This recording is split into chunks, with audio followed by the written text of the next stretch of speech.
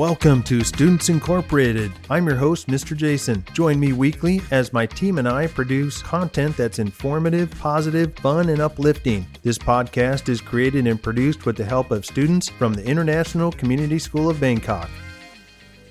Hello and welcome back to the show. In our first segment, my team and I will be asking and answering some questions about financial literacy and other money-related topics. Then in segment 2, we'll continue part 2 of our adventure story titled Legends of the Yucatán. And if you missed part 1 of our story, go back and listen to episode 87. This episode is sponsored by the Sports Medicine Club, which provides events, knowledge, and engaging experiences that unite those who are interested in the topic of sports medicine and sports, and are looking to improve their performance and stay active and healthy. Members of the club help with the annual Red Cross blood donation drive, as well as participate in and host other related events in the form of seminars or job shadowing. So thank you to Toya and all the club participants for helping to sponsor this episode. Now let's hear our quote of the day and get some headline news. Our quote of the day comes from Anna Maria Lussati, an Italian economist. Financial literacy is not an end in itself, but a tool to achieve financial well-being and security. Financial literacy isn't just about knowing about money and its term. It's about using that knowledge to build a secure and stable life. It's not enough to just understand how budgets, savings, or investments work. The real goal is to put that knowledge into use so you can make smart financial decisions. You want to avoid money stress and create a better future for yourself. In other words, learning about money isn't the finish line. It's the tool that helps you get to where you want to go. And that's our quote of the day. Now on to some headline news with Mia. Thank you for our quote of the day. For our news today, we're bringing you 3 financial news stories from around the globe. Our first story is from the EU. According to Reuters, the euro surged to a 5-month high following Ukraine's agreement to a 30-day ceasefire proposal, potentially restoring U.S. military aid and intelligence sharing. This development positively impacted European equity futures, with the price of the euro reaching 1.0947 USD in New York trade before stabilizing at 1.0913 USD. Russia has yet to respond to the proposal. Next up is from the United States. According to FT.com, U.S. stock markets experienced a significant downturn, with the S&P 500 falling 2.7% and the Nasdaq Composite plummeting 4%, marking its worst day in 2.5 years. Technology stocks, including Tesla, which dropped 15.4%, and Nvidia, down 5.1%, were among the hardest hit. This sell-off, attributed to concerns about the U.S. economy and President Trump's trade policy, also affected financial services companies like Morgan Stanley and Goldman Sachs. Finally, according to usnews.com, Thailand's economy is expected to grow 3.0% this year, led by increased tourism, exports, and private consumption, according to the Finance Ministry. Exports, a key driver of growth, are projected to rise 4.4% this year, up from an earlier forecast of 3.1%. The government is also planning soft loans worth 55 billion baht, or 1.6 billion USD, to support the housing market. And that ends our headline news for this episode.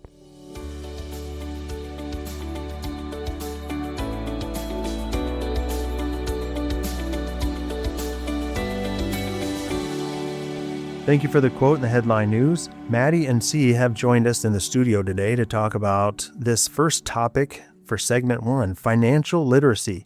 It's a big deal, but let's break it down in a way that actually makes sense, especially for the average non-finance person out there. All right, Mia, we'll get us started with our first question. All right, let's start with something fun. Our first question is, what does retirement look like to you? Are you chilling in a beach house somewhere, or are you still working but on your own terms? I think I still want to work a bit, maybe consulting or teaching part-time. Having more control over my time sounds great though. Yeah, I don't know about a beach house, but I love to have more time for hobbies. Just doing what I actually enjoy without financial stress.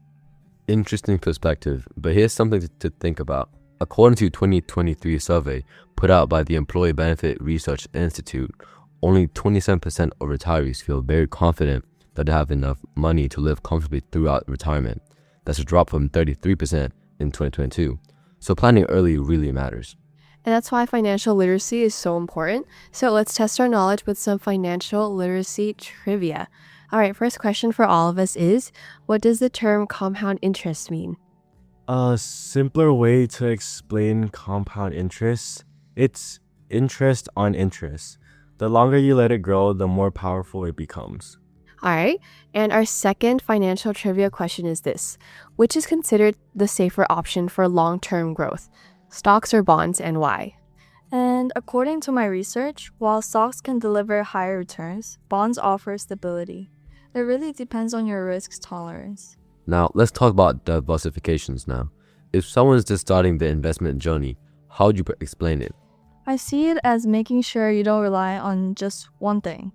If one investment fails, others can help balance out the loss. Diversification is when you spread your money across different types of investments so as to reduce risk. Exactly. It's like not putting all your eggs in one basket. Spread your money across different investments to reduce risk. All right, moving on to stocks. We've all heard buy low, sell high, but is timing the market really the best strategy? Honestly, trying to time the market is a bad idea. It's more about consistency, investing regularly rather than trying to guess when prices will rise or fall.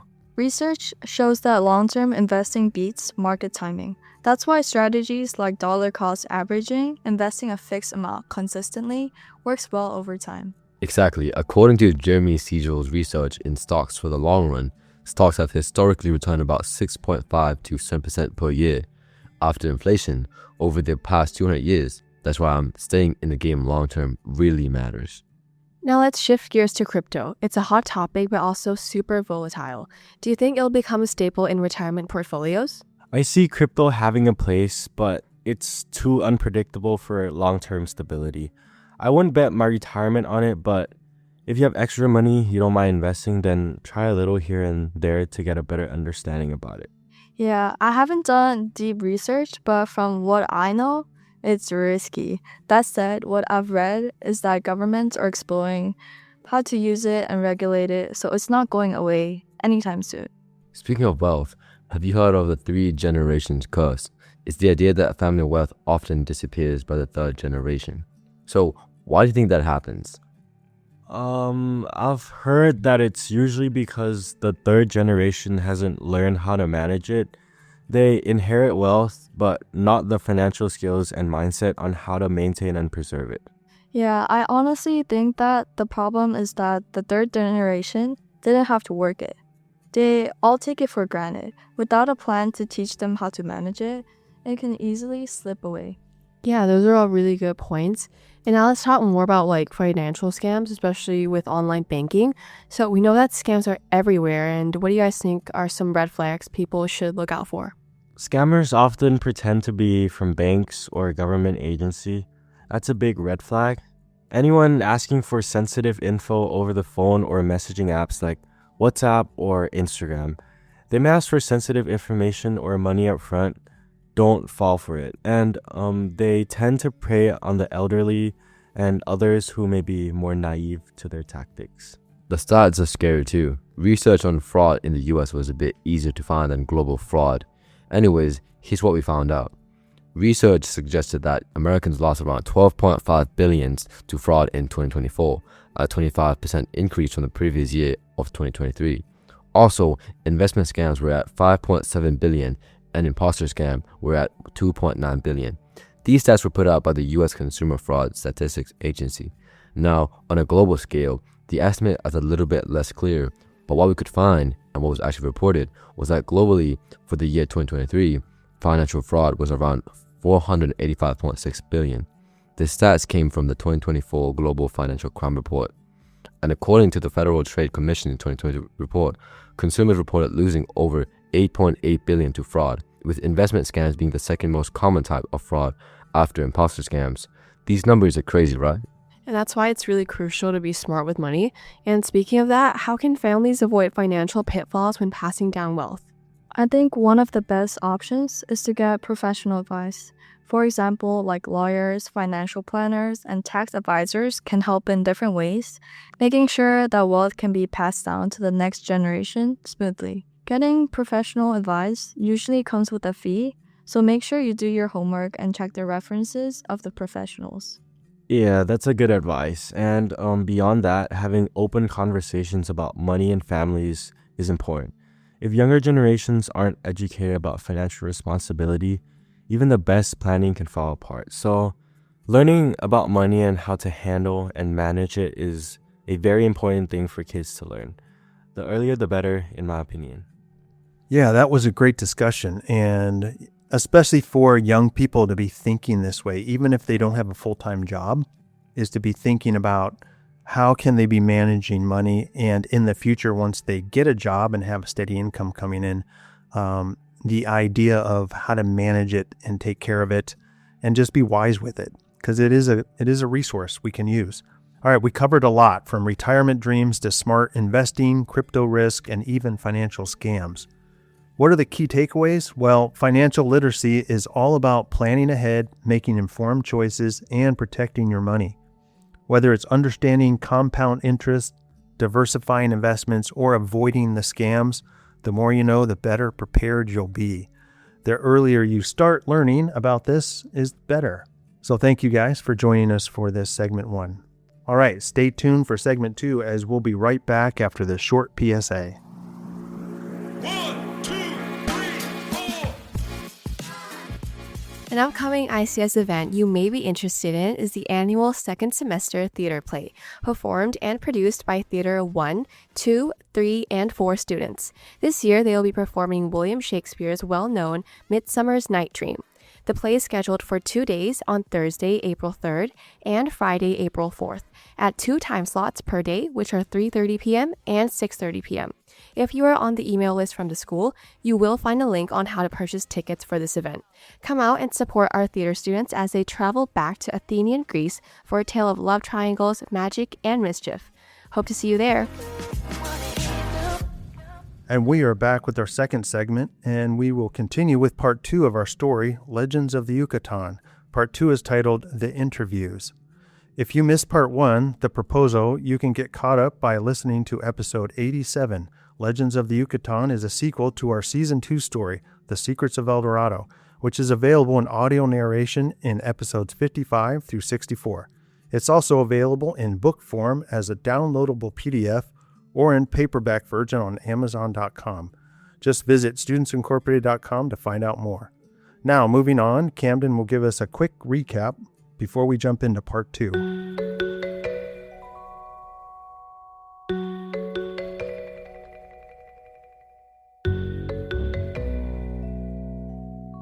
Recapping Part 1, The Proposal. Our unlikely heroes receive an invitation to attend the unveiling of 2 rare artifacts in Mexico City. We meet Amanda Chase, a new professor at El Dorado College, and leave off with Professor Hawthorne and his students going on holiday break. And without further ado, let's jump back into our story, where we join the eclectic group of characters in their continuing adventure.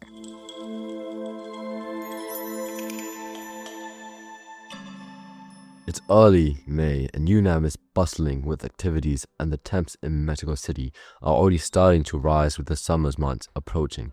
The end of the second semester is always quite hectic. With graduation approaching, Professor Thomas Flores, or as his students call him, Prof. Tommy, had just returned from grabbing a quick bite to eat from one of the food vendors near his campus building. He was running late for lunch and couldn't get his usual carne asada torta, the famous Mexican version of a loaded meat sandwich. More on that later. Prof. Tommy morning classes and meetings had interrupted his weekly Friday lunch routine, and he wasn't too happy about it either. He ended up grabbing 2 tamales and a bottle of Coke, and then headed right back to his small office in preparation for his video call at 1 p.m. Prof. Thomas Flores sits down in his squeaky desk chair with 1 tamale in hand and taps the keyboard and mouse to open his video calling app, finds his old friend's contact number, and clicks the call now button.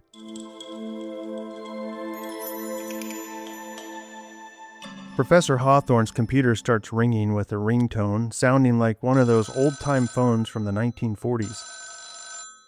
He set the ringtone on his video app several years ago and has never changed it. He actually can't remember how to change it. Hawthorne clicks the green accept button on his screen and is immediately met with an image of Tommy Flores taking a big bite out of what looks like a tamale.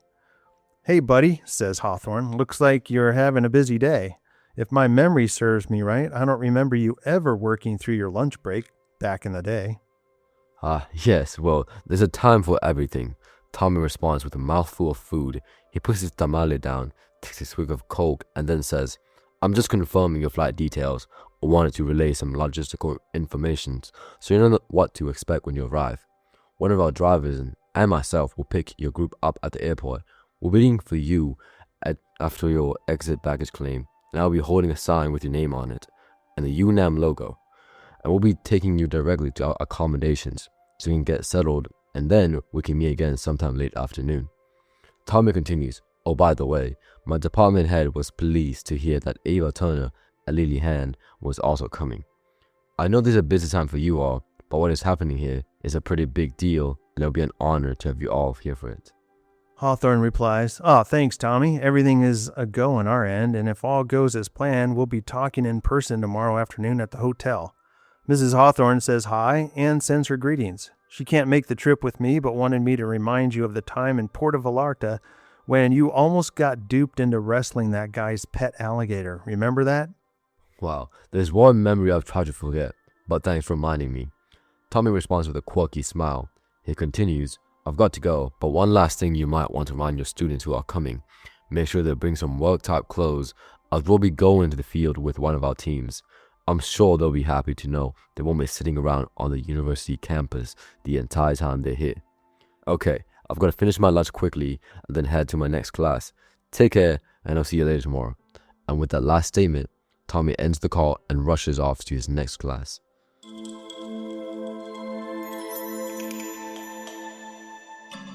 Hey boss, Amanda says this as she knocks softly on the open door to Hawthorne's office. She continues, I've got to admit, I'm a bit jealous. I'm not going with you guys. Are you all ready for the big trip? Hawthorne looks up from his chair with a slight smile on his face. Yeah, I think we're ready. I guess we'll find out tomorrow as we get on the airplane. Wow, the last few months since our official invite have flown by. I can't believe the trip is already here. I hope everybody remembers everything. You've done a great job of helping me get all the details figured out on this end, so thank you so much. The professor gets up from his chair and starts walking toward the door. And thanks for holding down the fort while we're away. I know this department will be in good hands.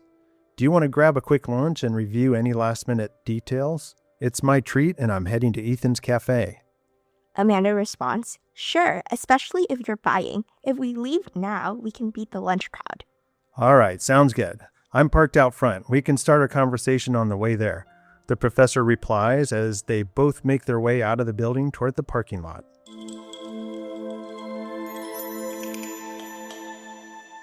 The following day, the bus ride to Sacramento Airport was lively and loud. Professor Hawthorne, Ava, and Lily were all sitting together toward the front and talking about some of the first day agendas. There were 7 college students who were going on the trip as well. Most of the noise and excitement was coming from them. The college students were at part of one of Hawthorne's spring semester classes called Archaeology of the Americas, which covered North, Central, and South America. These students were all 3rd and 4th year students in the broader archaeological undergraduate degree program. The class included 7 students, 3 guys and 4 girls. The students were not only going to receive 3 credits from taking this class, but they were also going to receive 1 extra college credit for being part of this trip. Needless to say, they all felt like they were in the right class at the right time. El Dorado College approved the trip back in February, about 2 months after UNAM Rep. Tommy Flores made the official invitation ahead of the holiday break. The college admin were more than happy to send the group of 9, Hawthorne, Lily, the class TA, and 7 undergraduate students. The college admin also approved Ava Turner to help as an official chaperone of the group. Ava's popularity as a reputable journalist had grown over the last 2 years, so having her along on the trip meant good PR for the college. Ava grabs Lily's hand and squeezes tight as the plane makes it landing at Mexico City International Airport Benito Juarez, or better known by its 3-letter handle, MEX. Ava looks at Lily and says, no matter how much I travel, I never get used to the landing part of the flight. That's just something about it that makes me nervous. Lily smiles and squeezes her hand back and says, "Yeah, sometimes it gets to me as well, especially if the weather seems a little unpredictable. Or maybe it's just the fact that we're not in control." Ava responds back, "Yeah, that and my fear of heights, I'm sure, contribute to my nervousness." Ava changes the subject while the plane is taxiing to one of the arrival gates. "I hope all our luggage shows up." Hawthorne, who is seated in the row behind them, responds with, "Yeah, I hope so. Otherwise, our book signing event might be quite boring." As the plane door opens and the flight attendant gives the all clear to exit the plane, Hawthorne looks around to make sure all the students he and Lily are responsible for have gotten their carry-ons and are ready to go. He nods his head and makes eye contact with each student, making sure they are ready and paying attention. Then turns around and exits the plane following Ava and Lily, who are in front of him. Less than 15 minutes later, the group of 10 were waiting at baggage carousel number 6, praying and hoping that all their luggage made the trip safe and sound. Of course, this wasn't like the old days where airlines would often lose luggage. I think the only one who was actually a bit nervous was Professor Hawthorne. You see, over 20 years ago in this very airport, before it was renovated, he and one of his dig teams stood in this very same baggage area and waited for over 3 hours for their equipment to show up. And when it finally did, several important cases were missing. He had filed a complaint to the airport authorities and airline to no avail. The 2 cases were never recovered, and the tools and equipment lost hampered their dig project at the time. But that memory soon left as Hawthorne watched all their luggage get deposited down the chute and into the spinning baggage carousel. Luggage in hand, Lily turns toward the professor and says, "Looks like all our luggage is here. We're ready to go when you are." "Great," the professor responds. "Follow me out and ignore the taxi drivers alongside the curb. We're looking for my friend Professor Tommy, who should be holding a sign labeled El Dorado College Group." Ava is one of the first ones out of the airport exit doors and sees Professor Tommy holding the sign a few meters away. "Hey guys, he's over there." She turns around and says to the group behind her. Professor Tommy notices the larger group of young people walking towards him, and then sees Hawthorne. He waves his hand, then moves to greet them. After a few introductions and pleasantries, Prof. Tommy directs the group towards the larger white van, courtesy of UNAM, which comes with a driver as well. The group loads their luggage and gets situated into the van. As the van leaves the airport, Prof. Tommy turns around in his seat and says, "Hola, and welcome to Mexico City. It's great to have you all here, and I hope this trip will be the highlight of your semester."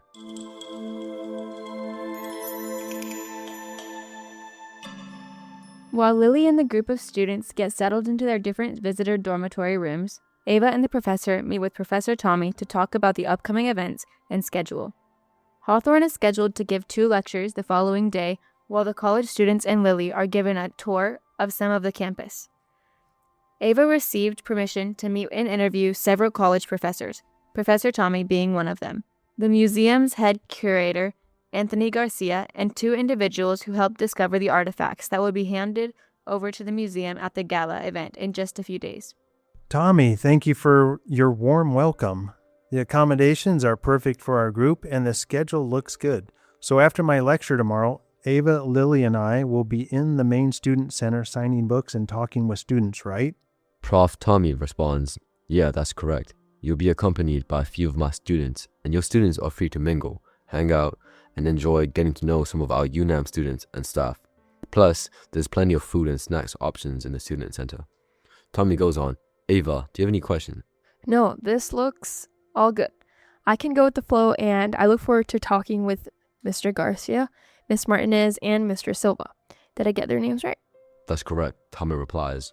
"Okay, I've got to run. Text or call me if you need anything else in the meantime. Otherwise, I'll see you tomorrow. Thanks again, James, for accepting my invite. It's really good to see you again. And Miss Turner, it's nice to meet you all, as it seems you've made quite the name for yourself over the last 2 years." And with that, Professor Tommy shuffles off and out of the small dormitory sitting room. Hawthorne and Ava watch as Prof. Tommy walks out the front door in a hurry. Hawthorne then turns to Ava and says, "My good buddy Tommy is always in a hurry and always has another place to be. But he's a good man, and if you need anything, you can text him directly." "Sounds good," Ava replies. "I'm going to review my interview questions this evening and prepare for tomorrow.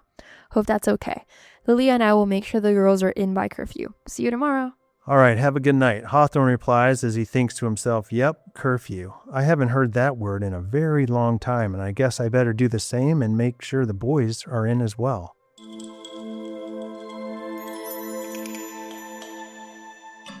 The following morning, and while Professor Hawthorne delivers several lectures in one of the large lecture halls on campus, Ava is busy prepping for her interviews in a side room in the same building. She asked one of the El Dorado College students, Olivia, who came along on the trip, to assist her with some of the audio recording equipment. Ava plans on not only writing several articles for print and online publications, but she also wants to capture video and audio recordings of the interviews. She's been granted the rights by the university to publish the video and audio of the interviews online and through different news agencies that are interested. In the meantime, Lily and other college students are sitting in on Hawthorne's lectures. Professor Hawthorne invites the students to join him on stage and contribute toward the end of each lecture as he gives an update about the school back in Coloma, California. Several students share from their own experience how they're enjoying their classes, college life, and the school in general.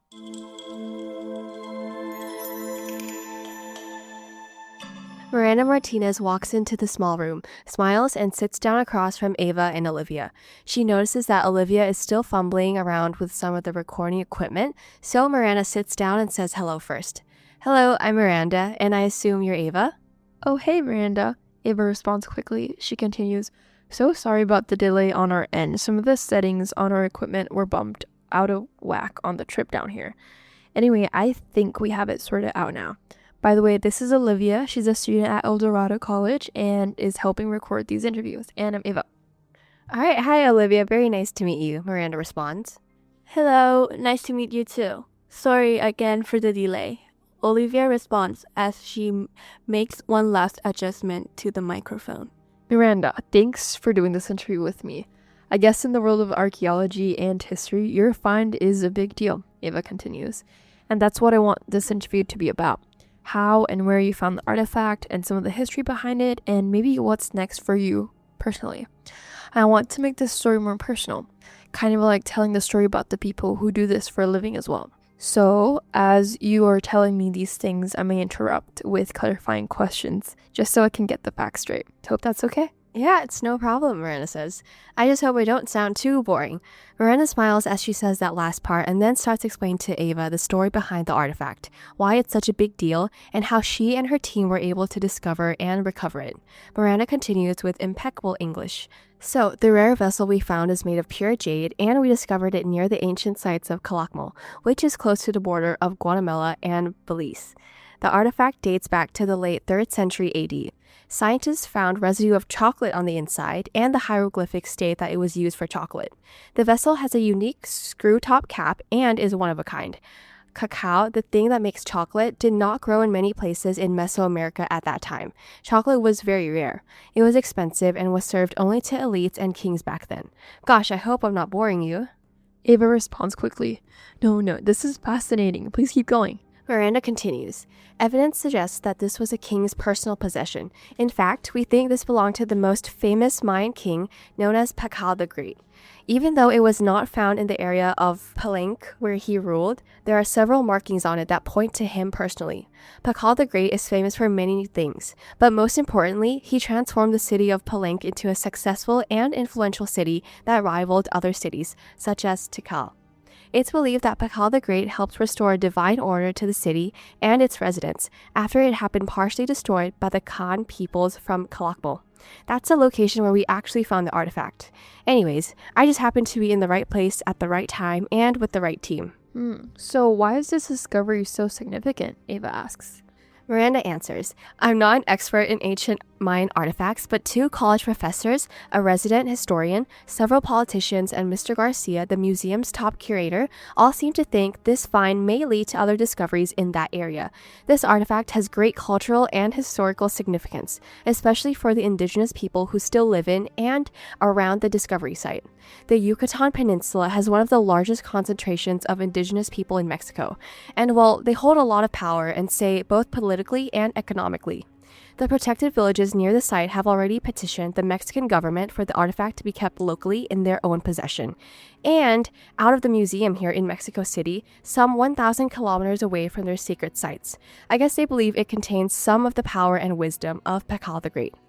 For me, well, I just think that's a great, significant historical artifact with deep cultural meaning. It's pure jade with a screw-top lid. The meticulous engineering of the vessel shows off a level of craftsmanship not seen before this time period. It also proves that cacao was being traded at that time, which our history books do not mention. And lastly, it's worth a lot of money. Miranda pauses for a moment and then says, I want my next comments to be off the record, if that's okay? Sure, okay, that's fine. Ava responds with a puzzled look on her face, turns to Olivia, and then asks Olivia to turn the camera and microphone off. Please continue, Ava says. Miranda then continues, Thank you. Okay, off the record, and I'm only telling you this right now because you're not from around here and I trust you as a journalist.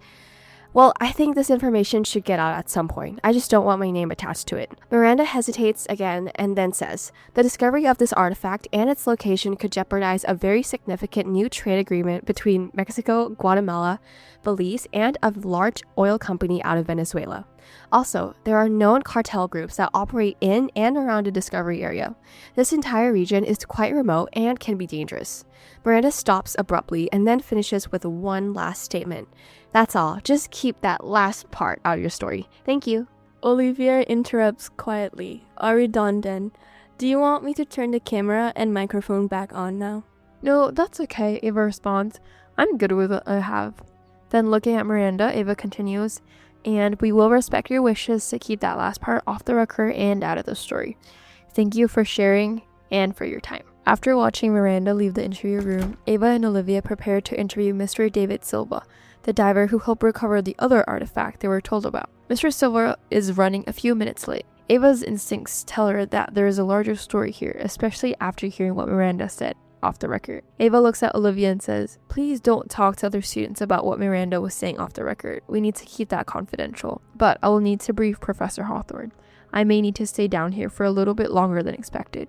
Olivia responds, Yeah, I won't. I'm not sure what all that means, but it sounds like there are conflicting interest groups involved in whatever this is. And I'm happy to stay out of it. I'm just a broke college student on a class trip paid for by the university. Ava laughs slightly. And that you are, Olivia. I was there once as well. At that moment, David Silva walks into the room. Good morning, ma'ams, David says as he turns his head and looks at both Ava and Olivia. Good morning, Mr. Silva, and thank you so much for agreeing to do this interview with me, Ava responds. Please, you may call me David. Mr. Silva sounds too formal for this setting. And no problem about the interview. If you don't mind, I'd like to keep my last name out of your report or story. Should I start recording? Olivia asked Ava. Yes, go ahead, Ava responds to Olivia. Ava then starts the interview. So, David, could you give us a little bit of the background about how you found the mask artifact and then what it means to the greater historical community here in Mexico? David responds, Well, I'm not a historian and I don't feel like I can speculate about the historical significance of the artifact. However, its location was particularly difficult to reach in order to retrieve it. I found it at the bottom of a small and very deep cenote. It was covered in mud and other debris. From my understanding, it's a one-of-a-kind and it's made of gold.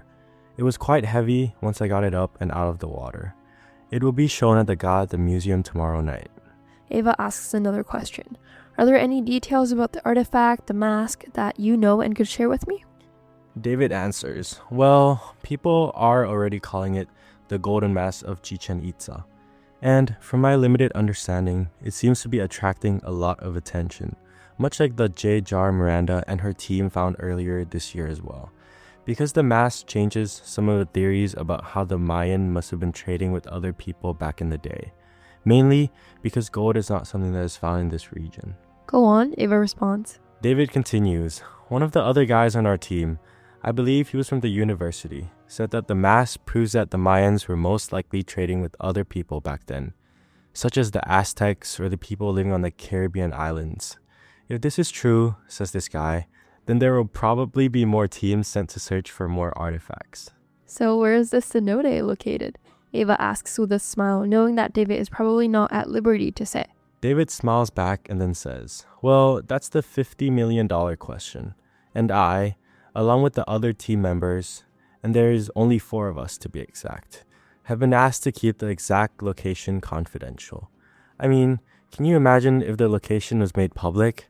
Every amateur pirate and wannabe treasure hunter would be there right now." David sat back in his chair with a straight face when he said this.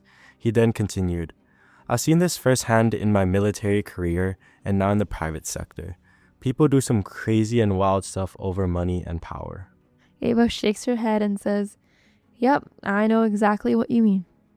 Before we end this interview, I've got one more question. I heard you say Miranda's name.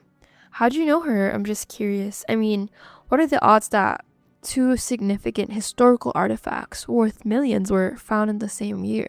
David tries to hold back a smile and then says, "I think it's just a coincidence that these 2 artifacts were discovered around the same time. Or maybe it's just fate.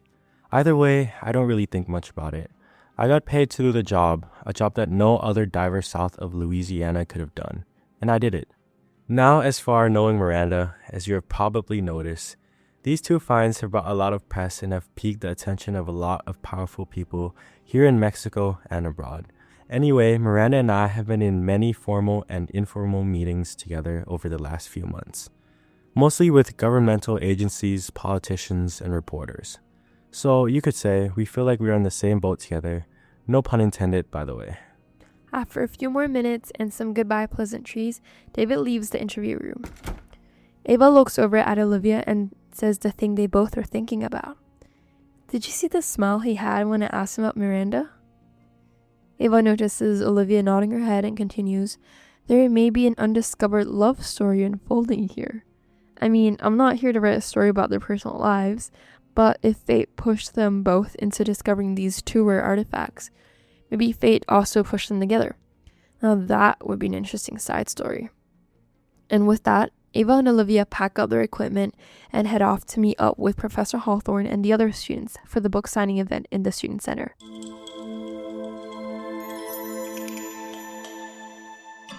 The UNOM Student Center is a large open space that expands both inside and outside the main building.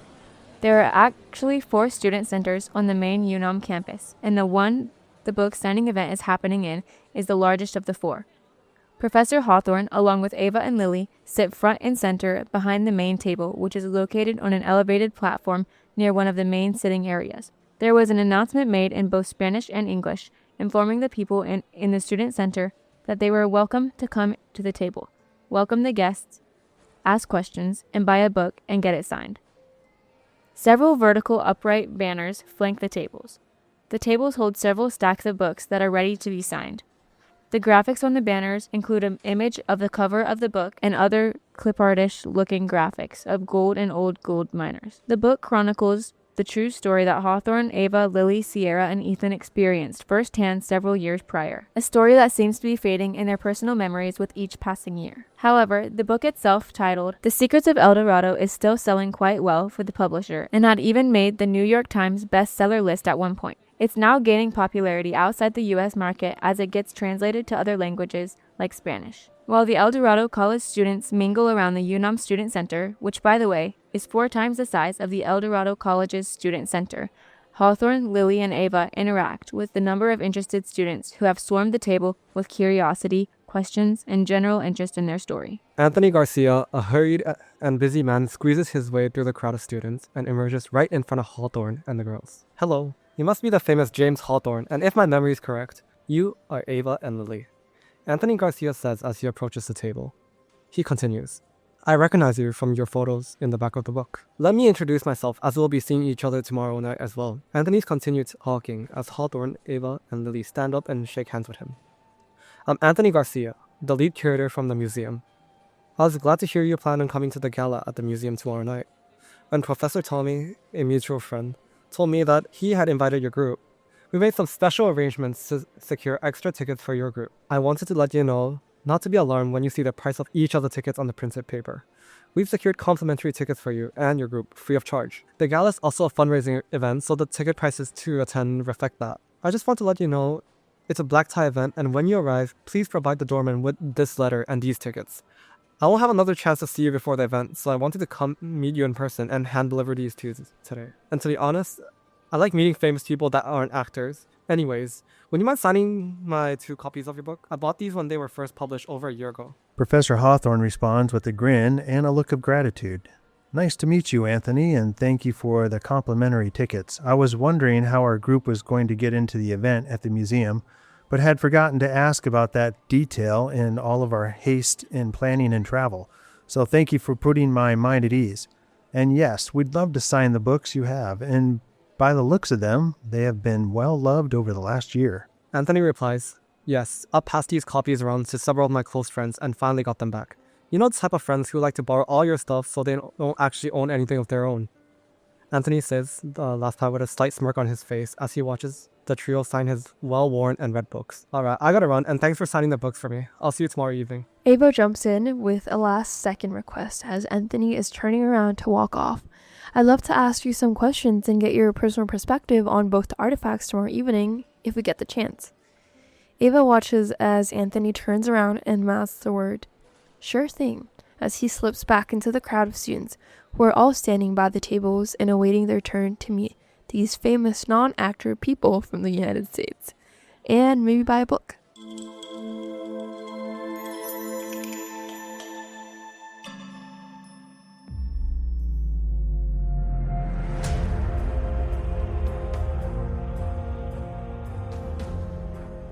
And that ends part 2. Stay tuned for next week as we bring part 3 in our continuing story called Legends of the Yucatán.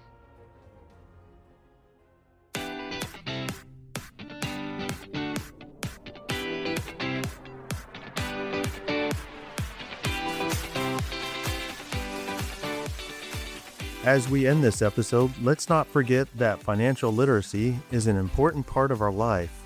Just like we learn to read, learn to do math problems, or learn how to ride a bike, learning about money and its proper function is essential to your future stability and understanding of how to manage it. All right, stay tuned for our next episode as we bring more relevant and informative content, not to mention part 3 of our adventure story. And as always, this podcast would not be possible without the hard work and support of our international student production team. All music and sound effects are courtesy of Pixabay.com, a vibrant community of creatives, sharing copyright-free images, videos, and music. And we are signing off until next time. We are Students Incorporated, because your voice matters.